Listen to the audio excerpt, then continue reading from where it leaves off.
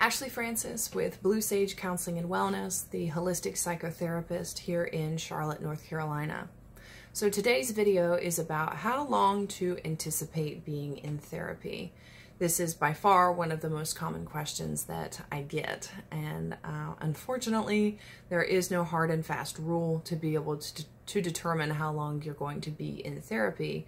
But I do want to share 3 determining factors that I like to look at in order to get a rough estimate of how long you can possibly anticipate being in therapy. So the first one is severity, frequency, and duration of symptoms. So for example, if you are finding it hard to get out of bed in the morning, maybe sometimes you're not able to get out of bed in the morning, you feel sad for most of the day, or you feel sad more days out of the week than you don't, then we're looking at symptoms that are more severe, that happen more frequently and last for a longer period of time. If you are on the moderate to severe end of this spectrum, then naturally it would make sense to anticipate that you would likely be in therapy for a longer period of time.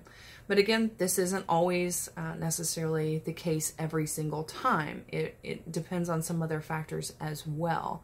So if you're in the more moderate to severe end, I would say to anticipate anywhere between 6 to 12 months in therapy, but it can also last longer than that. There's just so many things that go into this equation. However, if you feel like you're on the more mild to moderate side, then I would say maybe 3 to 6 months. And the whole idea is that while you're in therapy, you're starting to understand why we think, feel, and act the way that we do, and then also to learn a different mindset. I'm more of the thought process that it's not so much about specific coping mechanisms as it is about mindset. Yes, coping mechanisms are very important. That's the way we practice what we've been taught during therapy. But more so, it comes from the mindset. If your mindset is in the right, if you've got the right mindset, then the coping mechanisms are simply going to follow, and it doesn't work the other way around. So that's the first determining factor: severity, frequency, and duration of symptoms. The second one would be your level of commitment and motivation. So Blue Sage works a little differently than your typical therapist. Here we are doing depth-oriented work, which means we are trying to get to the root of the issue. We're not just talking about things on the surface. Yes, we are talking about those things, but it doesn't stop there.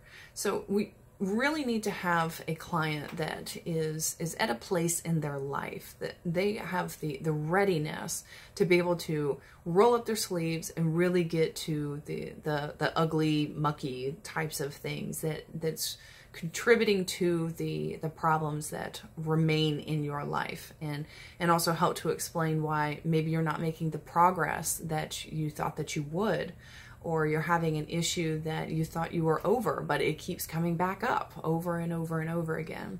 So the types of clients that I work with are ready and willing and able to be able to really dig in deep and get to that kind of stuff.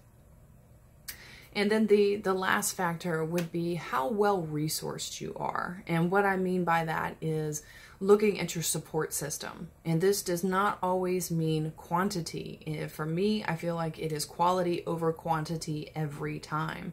So maybe your circle is not that big, but if you have got at least one friend or at least one family member that you trust and feel comfortable with and serves as great support for you, that can be enough. But I oftentimes see clients that don't have a support system tend to stick around longer in therapy for a variety of reasons. But of course, the goal is always to help them create their own support system so that they're not using therapy as a crutch.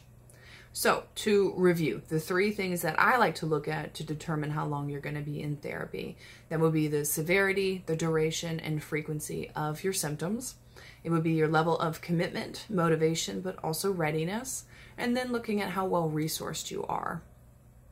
So if you have any other questions, feel free to reach out. You can submit a chat to me in the right bottom hand corner of the website, or you can send me an email at info@bluesagecounselingandwellness.com or call me directly at 704-778-6141. Thanks for participating.